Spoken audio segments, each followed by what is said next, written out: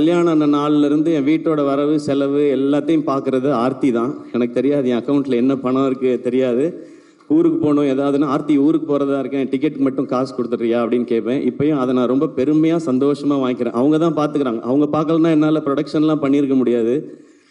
So Aarthi அவங்க எனக்கு ஒரு பவுன் தாயாக தான் தெரிஞ்சாங்க. இந்த மாதிரி ஒவ்வொரு வீடுகள்லையும் அவங்களுக்கு சின்ன சம்பளமாக இருந்தாலும் கொஞ்சம் காசாக இருந்தாலும் அதை அங்கங்கே சேமித்து வச்சோ இல்லை குழந்தைங்களை பார்த்துக்கிட்டோ இப்படி வீட்டில் இருக்கிற ஒவ்வொரு அம்மாக்களுக்கும் சிவகார்த்திகேயனோட இந்த ஸ்பீச் தான் இப்போ ரொம்ப வைரலாக போய்கிட்டு இருக்கு. ஸோ எல்லா விஷயத்தையுமே ஒய்ஃபை கேட்டு பண்ணுற சிவகார்த்திகேயன் எங்க, சொந்த வீட்லேயே ஒய்ஃபை விடாமல் இருக்கிற விஜய் எங்கன்னு சொல்லிட்டு வந்து பார்த்தோன்னா இப்போ சோஷியல் மீடியாவில் சிவகார்த்திகேயன் பேசுறத வச்சு கம்பேர் பண்ணிட்டு வராங்க. செலிபிரிட்டிஸ் ஒவ்வொருத்தராக டைவர்ஸ் பண்ணுறதை பார்த்து பயந்துட்டு இருக்காங்க. ஸோ அதன் மத்தியில் சிவகார்த்திகேயன் அண்ட் ஆர்த்தியா இருக்கட்டும், சூர்யா அண்ட் ஜோதிகாவா இருக்கட்டும், அஜித் அண்ட் சாலினி, ஸோ இவங்க எல்லா பேருமே பார்த்தீங்கன்னா லோயலாக மேரேஜ் லைஃப்ல இருந்து நிறைய பேருக்கு பார்த்தீங்கன்னா நம்பிக்கையை கொடுத்துட்டு வராங்க.